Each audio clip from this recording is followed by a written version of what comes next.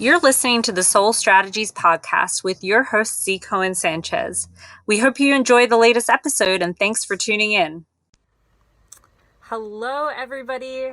I am so excited. Today is my favorite holiday of all the holidays. It is Halloween. So much, I know that I talk with people all the time about this, and a lot of my friends are like, Christmas is the best holiday. Disagree. I think Halloween is the best holiday. I don't know what it is about it. Something about Halloween, especially in New York City, is just like a magical thing. I just love it. I love everything about it. So those of you guys who are joining, again, my name is Z. I'm from SoleStrategies. I'm the director here at SoleStrategies. I do apologize because I know that we had promised we were going to go live twice a week, and we have been so busy. I know that this is meant to be the quiet time for us, but seriously, it has been so busy. It's absolutely crazy. So definitely really grateful for that. But do wish I could spend a little bit more time with you guys. So we're going to work on that, on doing multiple lives during the week. But for now, we are just sticking to once a week. And today is an extra special day because not only are we talking about the spooky side of money and politics, and yes, there is a serious spooky side to it, we're also going to be drawing out our raffle winner. So our raffle winner today is going to get a $100 Visa gift card. There are not that many entries, to be honest. So if you're watching the live and you stick around till the end, you have to be live to win. So far, we don't have a whole bunch of people on, so your chances are really high if you can stick with us. And this shouldn't be too long either. So I'm just going to go ahead and pull up some info I have here because I've got some pretty crazy stuff to share with you guys today. But if you are on, tell me who you are and why you like or dislike Halloween.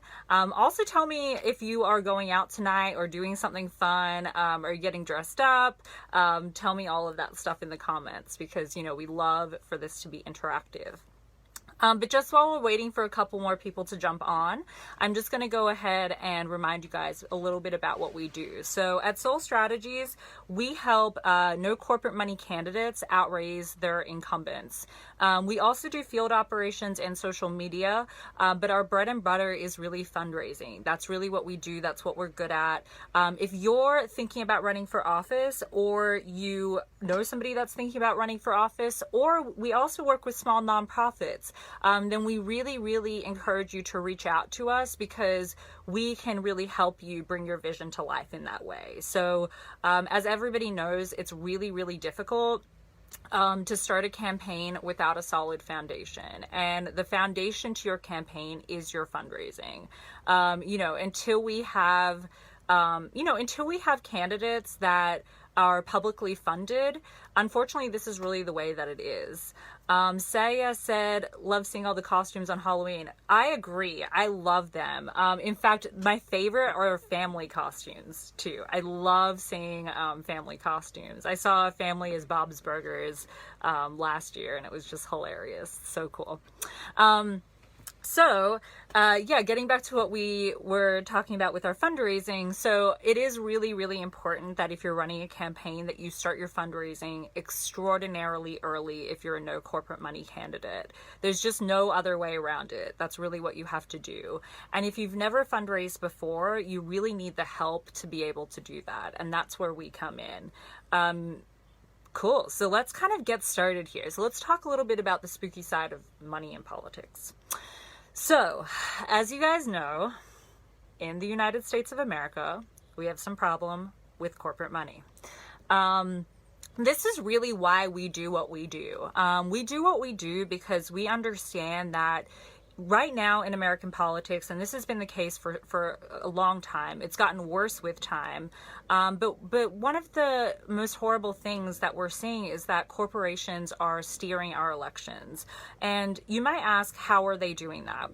So everybody's going to have a different opinion on this, but from our perspective here at SoleStrategies, the conflict of interest comes in when a corporation is giving a candidate money, because we understand that money does not come free. There's always strings attached to that money.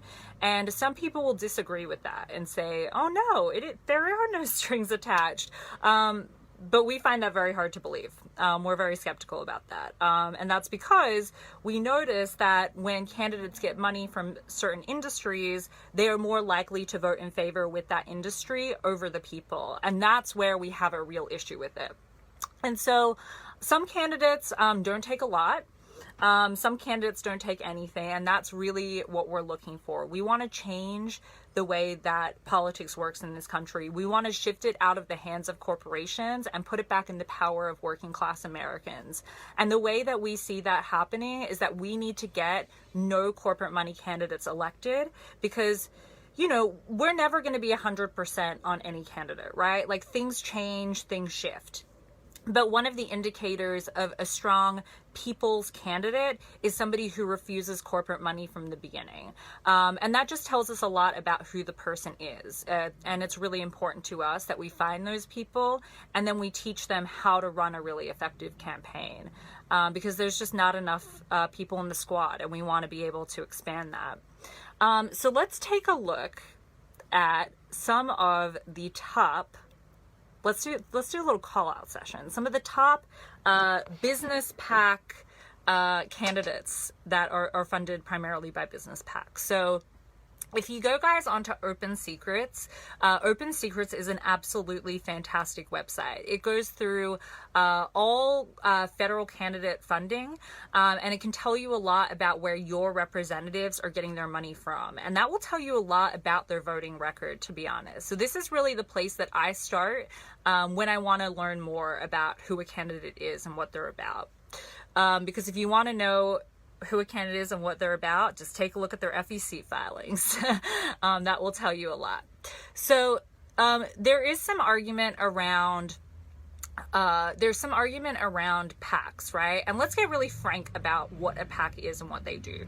So a PAC is an external entity that is not supposed to be in conjunction with the candidate, although this happens all the time. And they provide funding for the candidate. It's a way for the candidate to get funding, right? So there is some argument specifically around progressive circles about, are all PACs bad? And for the most part, PACs are not great. I will tell you that. From our perspective at SoleStrategies, there are some PACs that we don't think are as bad as other PACs. So, for example, PACs can be really effective for union money. And as somebody like myself that has worked in the labor movement, currently works in the labor movement, that is really important to me, for unions to be able to support the candidates that they care about. And a primary way for them to do that is through PACs. And so when we're talking about PACs, it can get a little bit muddy on, is that money okay or is it not okay? And if you look at a candidate like Bernie Sanders, he sort of draws the line at super PACs, and I think that is actually a really good way to draw that line. But there are some PACs, even smaller PACs, that are not okay, that are, corporate PACs, that are business PACs. And so I just pulled up a list here from Open Secrets that has a list of all the candidates and where they're getting their money from and who gets the most money from a PAC. And I actually narrowed it down to only business PACs, so that, there's not labor or other ideologies, right, that are sort of mixed into there, but just simply business PACs. Who has taken the most money? Drum roll, please. So, Richard Neal, congratulations. Democrat Richard Neal from Massachusetts, District 1. Richard Neal has taken a total of $2,570,049 specifically from business PACs, which is 55.8% of his fundraising. Now, if we look more into it, we can see where exactly he's getting this money from. So our friend Richard Neal has taken $391,575 from the insurance industry. Good job. $337,200 from securities and investments. So those are primarily investment companies.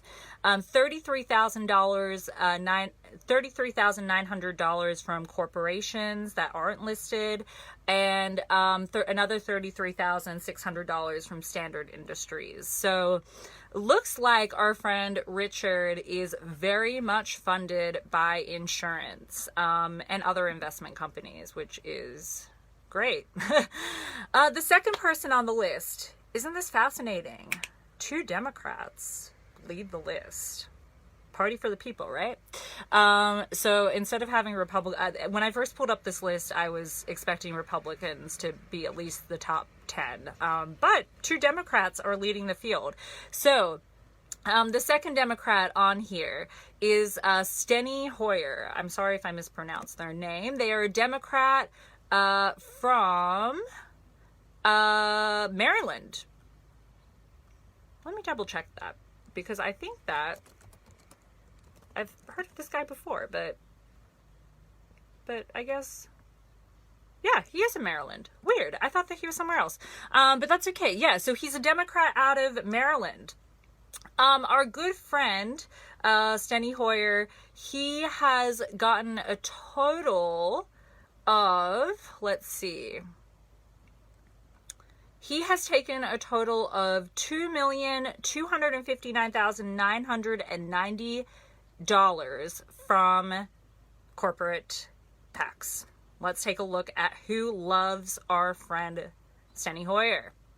Again, insurance. Oh wow, that is definitely not surprising. $277,750 from the insurance industry. Health professionals, $257,300. I'm guessing that's probably a lot of private practice folks. And it looks like a financial company gave him $30,500. And then our good friends over at Comcast for $28,900. Congratulations, Steny Hoyer. All right. Then we have, let's do the top 3. So the last person that we have on the list is a Republican. Cool, finally. Saya said, I have never looked into this breakdown before. That's eye-opening. I will be doing some research after this video. Awesome. That's what we want you to be doing. Take a look at your representative, because it's really important to know who is your representative and why aren't they taking corporate money, and who exactly is funding them. And that will give you a really good idea of some things that you can do to maybe prevent that.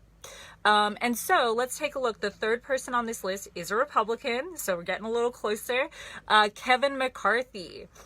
Kevin McCarthy is in California's 23rd district. He has brought in a total of $2,172,249, which, let's see where he's gotten it from. Whew, my gosh. Okay. Looks like Comcast really likes our buddy Kevin McCarthy at $59,515. It looks like real estate is really digging him too at $841,483. And then it looks like we have some other folks in here too, but it's not super clear. And this is another problem with PACs, guys, that I want to be very clear about, is that PACs are a way to funnel money in and out of politics in a really sketchy way. It's a way to make sure that we don't know where all the funding is coming from, right? So we get like a basic idea, but we don't know exactly where every dollar is coming from. If you guys are interested in learning more about PACs, Saya said Comcast, I wasn't expecting that. Yeah, Comcast, Saya, is a big one. Comcast is really a big one. They tend to love shelling out a bunch of money to our politicians, which isn't super surprising, because they want to keep the internet, and they want to keep those facilities privatized. And a lot of politicians are talking about the use of public internet and how important that would be. In fact, I remember this happening in Harlem, back, I can't remember what year it was, guys, because seriously, all the years sort of blend together for me. But there was a time, I would say 7 or 8 years ago, where it was a conversation in New York City about free internet. And I remember that Comcast was a really big part of that conversation. And shock, horror, freaking freaky, right? Is that all of a sudden everybody stopped talking about public internet after Comcast got involved in that campaign. So doesn't super shock me, but also really not great. Okay. I really, the fact that these corporations are able to just give unlimited amounts of money through PACs and other means is just not great. And so if anybody's interested in learning more about PACs specifically, I really, really encourage you guys to go take a look at Jon Stewart and, God, I'm having a mental blank today. Jon Stewart and Colbert's, they have a whole, I guess you could call it like a mini series, like a mini sketch series, all on PACs, specifically super PACs, but they also go into PACs as well. And it's hilariously funny because, Jon Stewart, opens a PAC. I don't remember exactly how it all goes, guys, because I haven't seen it in many, many years. I think this was released 8-10 years ago or something like that. I think I was in college when it came out. But essentially what happens is Jon Stewart creates a PAC and then invests in Colbert's, or it might have been the other way around, but I think he invests in Colbert's fake presidential campaign.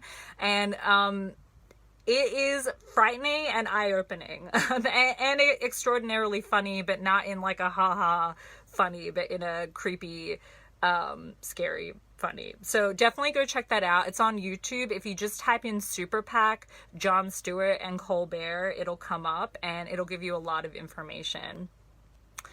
Gig said, I didn't know that, but it does make sense, just concerning that we will be able to access or not access based on which companies support certain politicians. Totally. And that's really the argument for why, we need public funding of campaigns, because when we have public funding of campaigns, everything's transparent. We know exactly where the money is coming from, and there is no sort of opportunity to mess around with that. And I think that, being that we do what we do as fundraisers, we've seen a lot of really sketchy money come in and out, and it's not okay. And not out of our candidates, obviously. We only work with no corporate money candidates, but out of those candidates' opponents. And not being able to track that data is just really concerning for everybody involved. And that's, this is why we do what we do, guys, because we believe that there are enough folks, everyday folks like us, that are willing to run for office. We just need to help them to run an effective campaign and to be able to build that foundation of fundraising so that they can beat that incumbent. Because otherwise, if you don't have that base, if you don't have that foundation of fundraising, you will never be able to build the house that is your campaign. You can't have walls and a roof unless you have a foundation. And so, without fundraising, essentially nothing else happens. You can't build the entire house. And so, I very much highly encourage you guys to send us a DM, talk to us about running for office and what that could look like for you. If you're already running for office, let us know that as well. And we will let you know what you need to do in order to get ready to take out a long-term incumbent. We have programs here at SoleStrategies, and my favorite of all of our programs, the one that I care about most deeply, is our Kickstart fundraising program. And so why, do you ask, is that my favorite?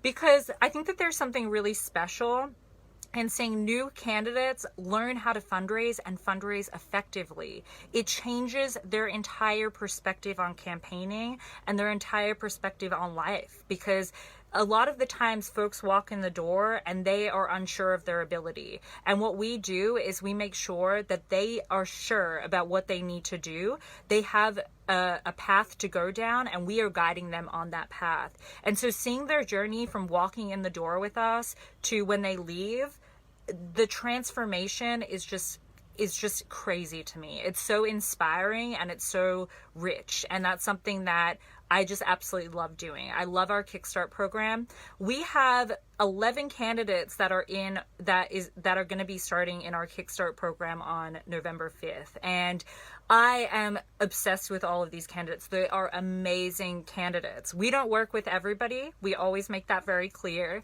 that we pick and choose who we do want to work with. And if you're a no corporate money candidate, most of the time we do want to work with you. There are some exceptions, but for the most part we do. And so all of these no corporate money candidates, all 11 of them, running from school board in Ohio all the way up to, Florida governor, school board in California. I mean, all of these incredible races. And they are starting to build this incredible foundation that is going to be the foundation for their campaign on November 5th. And so our next cohort of candidates are going to be starting our Kickstart program December 10th. And so we only have 2 spots available. Like, I cannot believe how fast we are filling up, guys. It is insane. Like, when we started this, we did not think that it was going to take off the way that it has, and it really has, and we are so grateful for that. So our December cohort, we have 2 spots left available. If you are interested in building the foundation for your campaign and making that happen, please reach out to us and we will make sure that you get one of those 2 spots. We're going to fill up really quickly, so I just wanted to sort of throw that out there for you guys. Now, let's get to the really, really fun stuff. So let's do our raffle drawing. If you are in the raffle and you are watching right now, can you write a comment saying that you submitted tickets right now? And I will wait for you guys to do that. Because if you're not live, then there isn't a chance to win this one. We might do it next time where you don't necessarily have to be live. But for this one in particular, it was really important to us that the folks that are watching get the first chance, at least, in getting this $100. So is anybody... They already did. I got them. Okay, perfect. So I'm going to draw one now. So we have this, by the way, guys, just to make sure this is all fair, we have a list of you folks and we have a random number generator. So I'm going to generate a random number. Okay. Number 9 is our random number. Is Rosa Montero on the live right now? Rosa Montero. Oh, she might not be on, and then we're gonna have to try again. Oh, okay. Hold on 1 second. It looks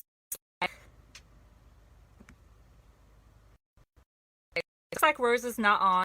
We're gonna redraw, and